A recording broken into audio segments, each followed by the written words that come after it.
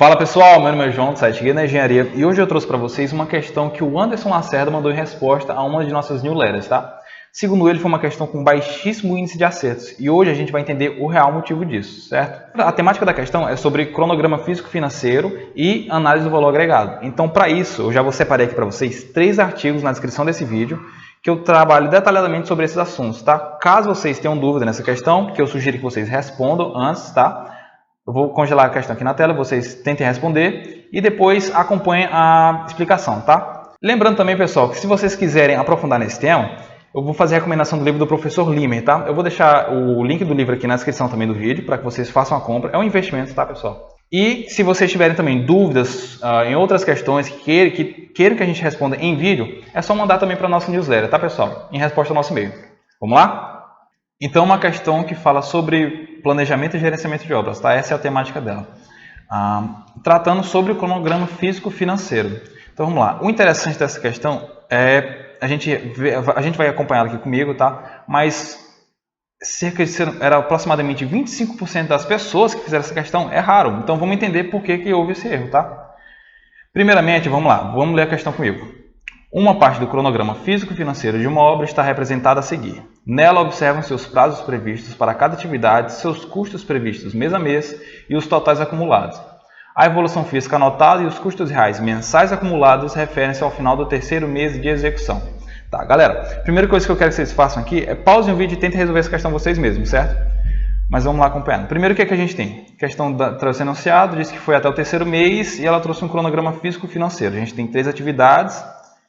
Tem uma previsão de 5 meses, beleza. Alvenaria, embolso, reboco, pintura, custo previsto. Certo, aqui a gente já vê que é um cronograma físico-financeiro do planejado. Porque a gente tem 3 tipos, a gente tem 2 tipos. A gente pode ter o cronograma físico-financeiro planejado e executado, tá? Ele está trazendo só o planejado. E a gente também está trazendo a evolução física, certo? O custo previsto total e o custo real total. Vamos ver as alternativas, tá? Analisando-se os dados apresentados, pode-se afirmar que, certo, tem 5 alternativas, basicamente é para analisar o gráfico. Vamos lá para a alternativa A. O projeto está cumprindo exatamente o cronograma previsto. Galera, eu vou resolver logo direto aqui para vocês, tá? Sem muita enrolação. Vamos entender por que isso aqui está errado. De cara, já sei que isso aqui está errado. Porque ele está falando que o cronograma está cumprindo exatamente o projeto está cumprindo exatamente o previsto. Em alvenaria, a gente vê que ela se inicia no mês 1 e ela já finaliza no mês 3. Entretanto, a gente acompanha aqui que a evolução física desse serviço só foi 80%. Outra coisa que a gente pode ver também, que o serviço de pintura, por exemplo, que era para iniciar no mês 4, no nosso mês 3 já teve 20%, ou seja, houve um adiantamento do projeto na pintura e houve um atraso em alvenaria. Então, aqui de cara a gente já sabe que o cronograma ele não está cumprindo exatamente, não está sendo cumprido exatamente. Alternativa B. O atraso que se observa em algumas atividades é compensado pelo adiantamento de outras. Galera, aqui eu tenho um problema com essa alternativa, porque, uma compensação de que forma? É compensação em prazo? É compensação em custo? A questão não é clara nisso, porque se for compensação em prazo, imagina o seguinte, eu tenho uma atividade, vou fazer um nó A, uma atividade de 5 dias, nó B, e outra atividade que depende dela de 5 dias também. Vamos lá. Imagine que são atividades do meu caminho crítico. A duração total desse caminho seria de 10 dias. Se eu estiver me referindo em compensação em prazo, significa o seguinte, se eu atrasar a primeira atividade em 1 dia, ou seja, eu levo 6 dias para realizar, para que houvesse compensação de prazo, eu deveria realizar outra em 4 dias, para que o meu cronograma não fosse excedido, certo? Se não for esse o caso, se ele estivesse tratando sobre compensação de custos, ainda assim continuaria errado. Por quê? Só pelo previsto total e o real total, a gente pode ter essa noção.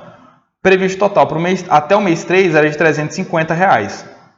O real, o que saiu do seu bolso, foi 360. Pessoal, o que significa o custo acumulado quando a gente está fazendo uma análise de cronograma físico-financeiro? Significa basicamente o seguinte. Vamos lá, a gente tem um custo mês a mês. Aqui, primeiro mês, o previsto é que sejam gastos R$100, ou seja, a gente tem R$100 no primeiro mês. No segundo mês, R$100 com alvenaria também. No terceiro mês a gente tem 100 mais 50 do embolso e reboco, então 150. O custo acumulado ele significa o quanto você vai gastar desde o início da obra, certo? Por exemplo, no primeiro mês, como eu só tenho um serviço de R$100, eu vou gastar R$100. Já no segundo mês, como eu tenho um serviço de 100 que foi executado no primeiro e um serviço de 100 executado no segundo, o meu custo acumulado seria de 200. Ou seja, desde o início da obra até o meu mês 2 eu gastei 200. No mês seguinte seria 350, 555, até chegar nos 700, tá? É isso que significa o meu custo acumulado. Então aqui a gente já avaliou que está errado. Beleza, aqui eu pulei direto para a alternativa E, porque eu quero deixar as mais problemáticas para o final. Não é possível concluir algo sobre o andamento físico e financeiro do orçamento sem uma visita à obra para atualização do cronograma. Pessoal, aqui o seu coração pode até dizer que está certo, você pode querer falar, não, é verdade, realmente preciso ir na obra para ver se realmente está sendo executado aquilo que está no meu planejamento, mas isso é para o seu dia a dia. Por uma questão a gente não considera isso, a gente considera que há um controle relativamente eficiente do seu projeto, ou seja, você tem que confiar nos relatórios que estão chegando no seu escritório, tá? Então, a gente vai partir do princípio que está existindo um controle eficiente, não precisa ser um controle excelente. Eficiente está de bom tamanho, tá? E que os dados que eu estou recebendo aqui no meu cronograma físico-financeiro são reais, tá? Claro que numa situação real é sempre bom você dar uma verificada do que está acontecendo no seu canteiro, principalmente se for você quem está pagando por isso, certo? Mas o que ele está falando? Não é possível concluir algo sobre o andamento do orçamento físico-financeiro. Galera, existem diversos indicadores que a gente pode tirar em um projeto a partir dos nossos dados tirados em campo. Existe dados de produtividade, a gente pode fazer a RUP, a gente tem variação de custo, a gente tem variação de prazo, a gente tem índice de desenvolvimento de custo, de desempenho de custos, a gente tem um índice de desempenho de prazo, certo? Tem diversos indicadores que a gente pode utilizar para extrair qualquer informação do nosso projeto, certo? De nossa obra. Então, essa aqui também está totalmente errada. Está dizendo que não é possível concluir apenas com o que a gente tem no cronograma físico-financeiro. Aqui mesmo a gente pode concluir, a gente poderia concluir que se existe atraso, se está havendo um sobrecusto ou se a gente está trabalhando abaixo do custo, certo? Vamos lá. Alternativa D. Pessoal, essa aqui foi o que imensa quantidade de pessoas marcou como correta. Essa aqui está errada, tá? Vamos entender por quê. Ele está dizendo que o projeto apresenta um sobrecusto de aproximadamente 2,86% para as atividades listadas. Pessoal, é importante que quando eu estou falando de controle de custos em um projeto, eu preciso ter em mente 3 variáveis. Seriam elas: o meu custo realizado, que é o que sai do meu bolso, o meu custo planejado, que são os gastos que eu deveria ter dentro do meu cenário hipotético, e o último, que é o mais importante deles, é o valor agregado, que são os gastos que eu deveria ter, considerando o que foi executado dentro do meu planejamento. Tanto é que o meu custo planejado, ele serve como linha de base para o valor agregado. Ele é chamado também de baseline, certo? Quando a gente vai fazer uma análise de uma curva S, por exemplo. Então, é como se eu estivesse fazendo o seguinte: dentro das minhas atividades planejadas, se eu tivesse executado tantos por cento de uma atividade, deveria ter custo X, ou seja, o valor agregado ele é uma função do custo planejado. Ele seria o percentual de trabalho feito, né, PTF, vezes o custo planejado. Então, o que a gente tem que avaliar? Se a gente quer saber se um serviço foi mais caro ou mais barato, a gente tem que confrontar os resultados do valor agregado, do que foi realmente executado, com o custo planejado, certo? Ou o valor real, o custo real. Então, vamos lá. Seria o seguinte, então. Vamos fazer uma coluna aqui para valor agregado. Eu já tenho um valor do meu... Isso aqui, ó, é o meu custo planejado, né? Custo planejado. Isso aqui é o meu custo real.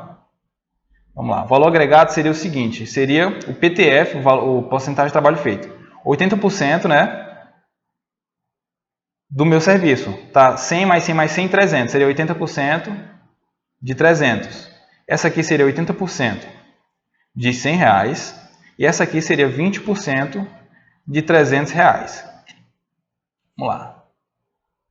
Aqui eu tenho R$240, aqui eu tenho R$80 e aqui eu tenho R$60. Ou seja, o meu valor agregado é de R$380. A partir disso a gente pode tirar a informação verdadeira, se esse item está correto ou está errado. Só para a gente entender como é que funciona. Eu vou trazer um exemplo simples para que vocês entendam como o raciocínio é totalmente contra a nossa ideia, é contra-intuitivo. Imagina que eu tenho uma atividade que dura 100 dias, tá? Essa atividade aqui ela vai durar 100 dias e ela custa R$100, ok? Então vamos imaginar que eu executei em 70 dias. Em 70 dias eu executei 50% dessa atividade, mas eu gastei R$65, ok? Então vamos pensar, se eu tenho 100 dias para gastar R$100, o meu custo planejado seria uma taxa de R$1 por dia, né? R$1 por dia. Ou seja, em 70 dias, o meu custo planejado seria de R$70. Até aqui tudo bem, né? Reais. Eu gastei R$65. Então, a primeira coisa que a gente pensa, tá, se o meu custo real, se o que saiu do meu bolso foi R$65 e o meu custo planejado era de 70, então eu saio no lucro de R$5. Correto? Errado, pessoal. Vamos pensar. Eu executei apenas 50%. Qual é o meu valor agregado sobre esse trabalho? O meu valor agregado seria 0,5 vezes R$100. Ou seja, para executar 50% do meu trabalho, eu deveria ter gasto, na verdade, R$50, quando na verdade eu gastei 65. Ou seja, eu tive um sobrecusto de 30% sobre esse serviço. Quando a gente para analisar os resultados, eu falo, o que eu gastei foi 65, o que eu deveria ter gasto é 70. Então eu estou no lucro. Isso aqui é o perigo da análise do cronograma físico-financeiro, tá, pessoal? A gente tem que ter em mente o valor agregado, certo? E desse valor agregado a gente pode tirar diversos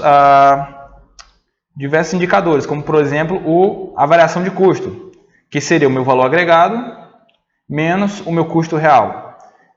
Ainda a gente poderia também ter a variação de prazo, que seria o valor agregado menos o custo planejado. A gente poderia ter o índice de desempenho de prazo, que seria o meu valor agregado sobre o custo planejado, e o índice de desempenho de custos, que seria o meu valor agregado sobre o custo real, certo?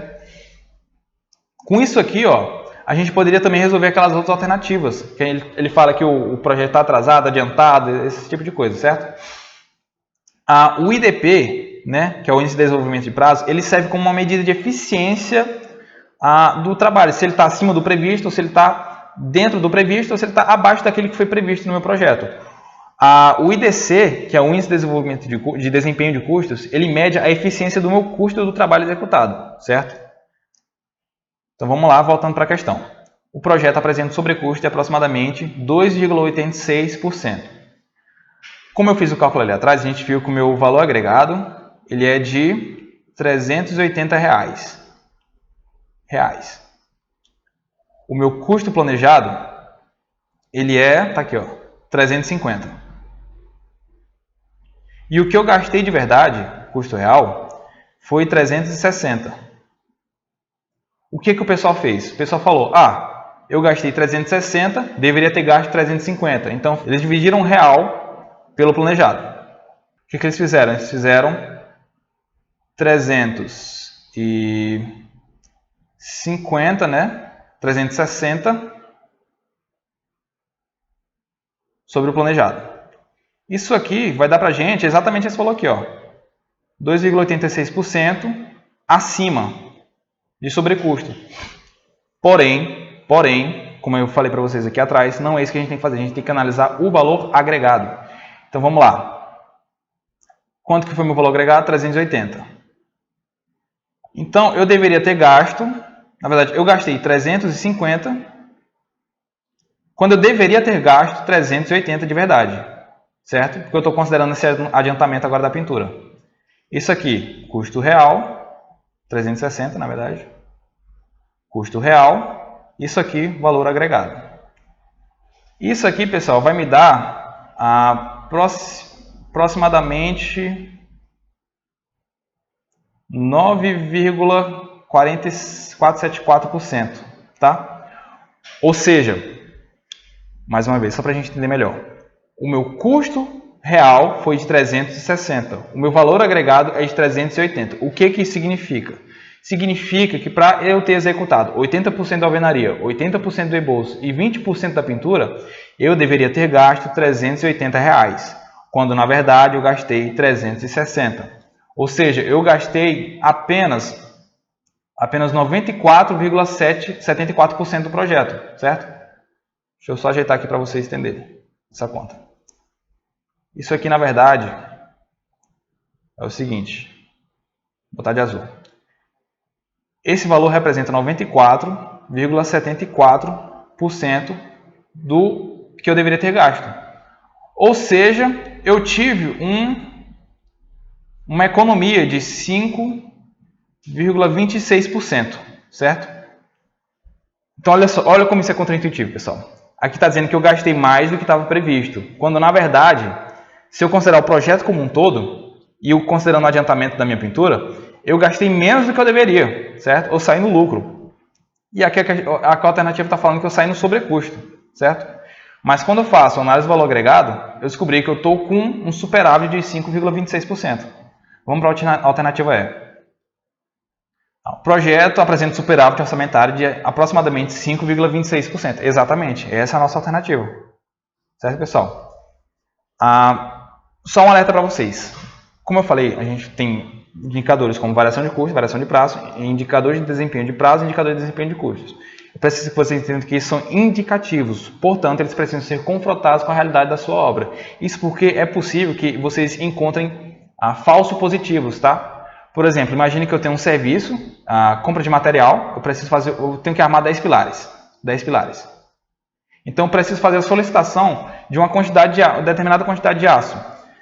Se eu ligo para o meu fabricante, combino com ele uma compra em grande volume com um certo desconto. Ou seja, eu compro mais do que o necessário para executar esses 10 pilares, prevendo a execução de outros pilares dentro da minha obra. Então, eu estou comprando a um custo menor no total, tá? Porque eu ganhei um desconto, mas para esses 10 pilares, o meu custo seria além do orçado. Vamos entender. Digamos que eu tenho um valor X aqui, certo? X para 10 pilares. Eu gastei 20% desse valor para comprar mais armadura do que o necessário para esses 10 pilares, prevendo as próximas etapas da obra. Então, a gente veria no nosso cronograma físico-financeiro que o nosso custo realizado, ou o próprio valor agregado seria igual ao custo planejado. Mas o custo realizado ele seria maior do que o valor agregado e maior do que o custo planejado. Por quê? Porque eu gastei mais dinheiro do que o necessário para aquela etapa da obra. Mas isso não significa que o meu projeto está caro. Na verdade, ele está mais barato porque eu consegui um desconto. Entenderam a ideia? Então, sempre tem que ter em mente que isso é um indicativo, tá, pessoal? Então, a gente tem que levar em consideração os fatores reais. A gente tem que confrontar com a realidade da nossa obra, certo? Então, pessoal, a princípio realmente parece uma ideia bem simples, né? Mas como eu falei, é bastante contraintuitivo. Tanto é que realmente é justificável terem esse índice baixíssimo de acerto, porque a gente sente essa lógica, tá? De analisar primeiro o custo real e depois o custo planejado. A gente esquece do valor agregado. Então, fica aí o meu alerta, tá? Para esse tema. E também, caso vocês tenham outras dúvidas, não tenham entendido, querem que eu explique algo melhor, ou querem que eu explique outras questões, deixa aqui no comentário para mim, tá? Ou então manda para o nosso e-mail, valeu? Abraço!